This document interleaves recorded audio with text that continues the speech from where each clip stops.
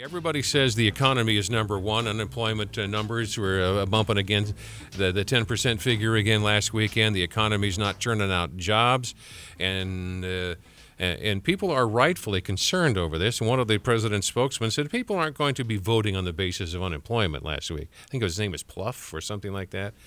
That was one of the statements bouncing around all over the weekend. All right, so you're in a position, you get elected president tomorrow. What do? You're stuck with this, and why would you even want the job, considering what a mess you'd inherit? That's the best question asked ever, because if you realize how bad this is, nobody should really want the job under conventional methods, because it is assumed now that the president is supposed to run the world and run the economy and tell people how to live their lives. So under those conditions, everything's out of control, so nobody should want the job. What I want to do is exactly opposite. I don't want to run the world and do all these things, so I want to reverse the course and get this notion out of our minds that it's government is supposed to run the economy. What we're supposed to do is produce a healthy environment. But you cannot solve any of these problems if you don't recognize how we got there. And that's why I emphasize the business cycle, the Federal Reserve, how they create the bubbles, and how the necessary corrections come. They're called recessions and depressions, and we're in the middle of one right now.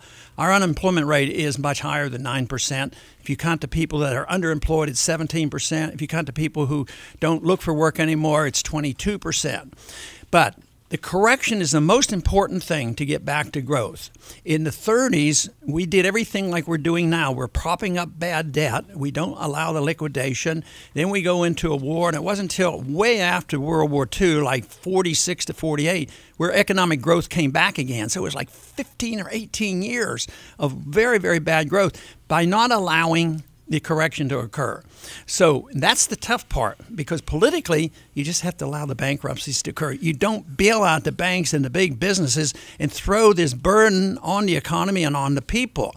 So, and that can't be achieved by one person waving a wand. People have to understand that you can't bail out people. You got to cut spending. You got to cut taxes. You got to deregulate. You got to invite capital back home again. You have to have a strong currency, because a strong currency brings capital. Today we have the weak currency. Capital goes overseas. We're unfriendly to businesses, so jobs go overseas. Nobody likes the fact that jobs go overseas. They talk about it all the time, but they don't quite understand that our policy, it isn't because China is doing harm to us. It's because we've done harm to ourselves, and our business people can't exist. And that's why they go overseas, or they park their profits overseas, because we're going to overtax them here at home.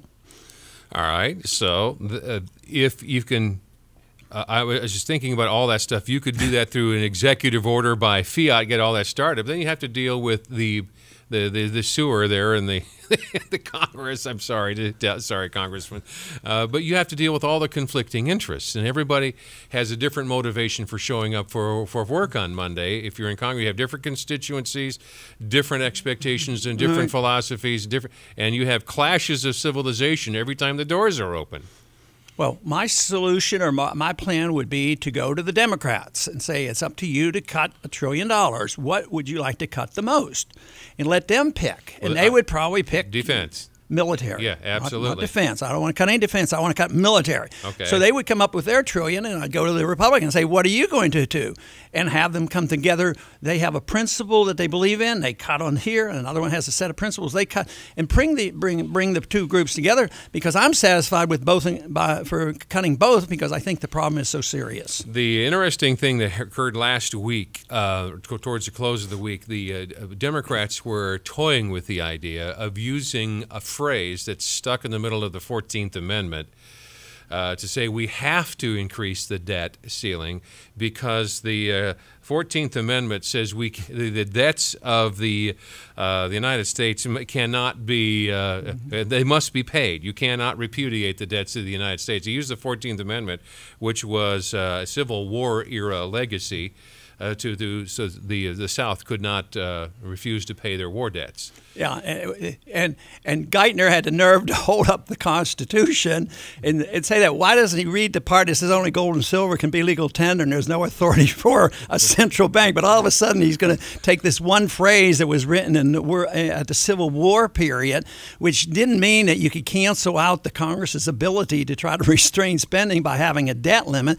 And it has nothing to do with reneging on the debt. It might mean that you have to have priorities and you might have to slow up your payment of debt, but it's not to renege on the debt. That is not what we're talking about. So once again, he's now, which is really a little bit annoying for somebody like that to actually say that he's going to defend all this with the Constitution. That gets pretty silly.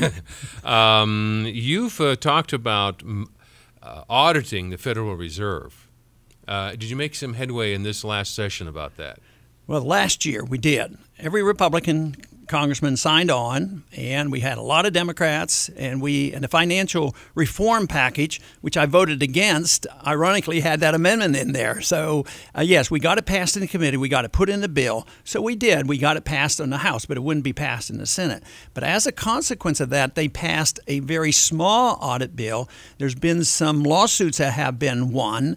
And we are getting more information, and our subcommittee is working on that, so we're learning a lot more about the Fed. What I don't understand is, since the Fed is a creation of Congress, why Congress doesn't have final jurisdiction. Well, they do, but they just haven't exerted it. I've been struggling for a good many decades on insisting that they do, but they figure, well, things are going well. We don't know how that works. It's supposed to be private and secret, and we're not supposed to know.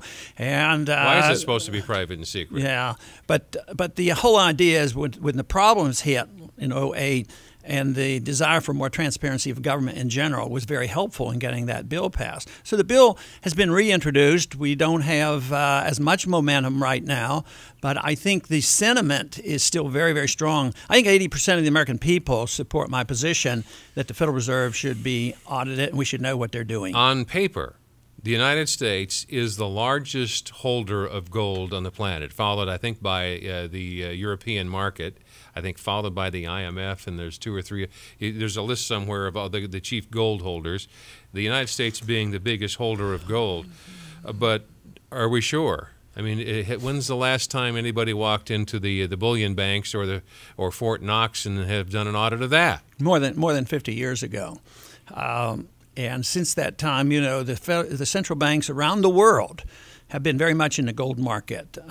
Many central banks sold gold over the last 10 or 15 years when they shouldn't have been, because that's when the gold was way down. But other central banks are buying. The Western banks, who were convinced that gold is unimportant, were selling. Guess who was buying?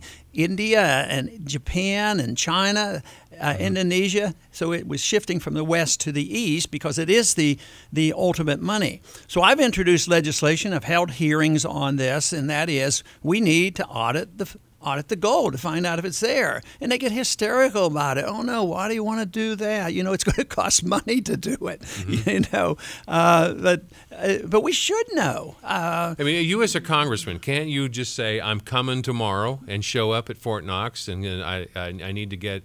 we need a handful of us. We're coming over tomorrow. We're just or we're coming, whatever it is, and we're going to show up. Can't you use your own jurisdiction to go monitor and scrutinize our gold supply?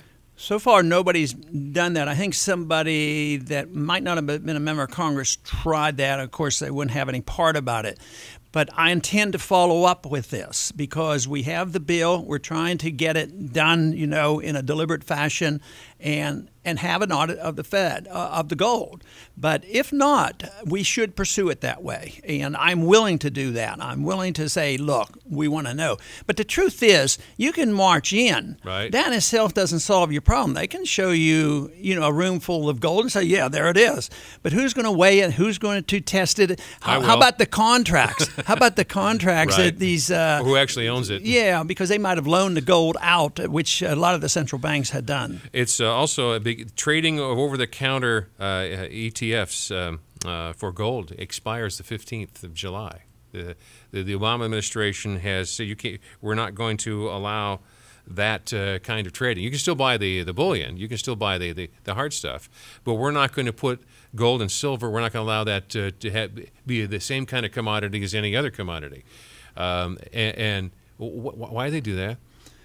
Well, they'll do anything to dampen a message that shows that the dollar's not doing well.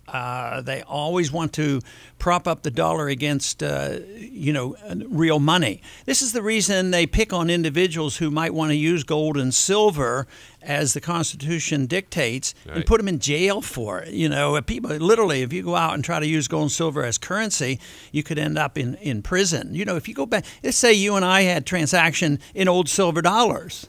Right, okay, I owe you $1 and you accept it. That's legal tender. It still says legal tender, $1, U.S. government. But if we did that and said that's $1, that's what you said, you're in big trouble.